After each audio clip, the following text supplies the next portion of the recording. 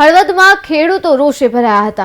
હળવદ તાલુકાના રણજીતગઢ ગામે ફાટક નંબર 70C બ્રાહ્મણી કેનાલ વાળું રેલવે ફાટક બંધ રખાતા જ ખેડૂતોમાં રોષની લાગણી જોવા મળી છે।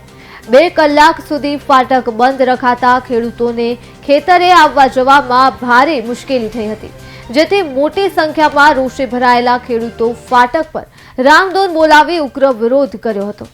રેલવે અધિકારી દ્વારા કહેવામાં આવ્યું છે કે અઠવાડિયામાં જો 20,000 મોટા વાહનો પસાર થાય તો જ ફાટક ખુલ્લું રહેશે।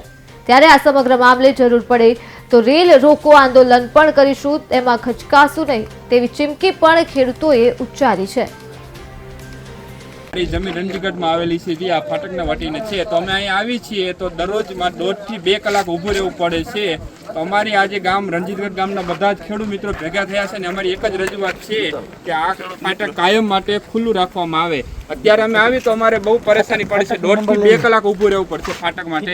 તો આજે સાહેબો પણ આવ્યા છે, અધિકારીઓ સાહેબો, તેમને અમે રજૂઆત કરી છે, પણ એ સાહેબનું એવું કેવું છે ની આગળનું ફાટક તે મેં અહીંયા રોકાયેલું અને એ ફાટક આ ફાટકથી ઓલા ફાટક સુધી જે રોડ બનાવી દેવાનો હતો, હાલમાં અડધા ત્યાં રોડ અડધો બનાવેલો છે, નાલું બનાવ્યું છે, પણ અડધો હજી અહીંયા ખૂટા ખાડીને હાલની તારીખમાં બંધ કરેલું છે। અને એ ખોલવા બાબત હું આ રણજીતગઢના માજી સરપંચ તરીકે ફરજ બજાવું છું અને જો આ નહીં કરવામાં આવે તો કાલ રેલ રોકો આંદોલન પણ ચાલુ કરવામાં આવશે। અત્યારે સાહેબ હાજરમાં છે પણ કંઈ કોઈ જવાબ આપતા નથી અને હાલમાં અત્યારે પત્રકારો ને બીજા ગામના આગેવાનો આવે છે।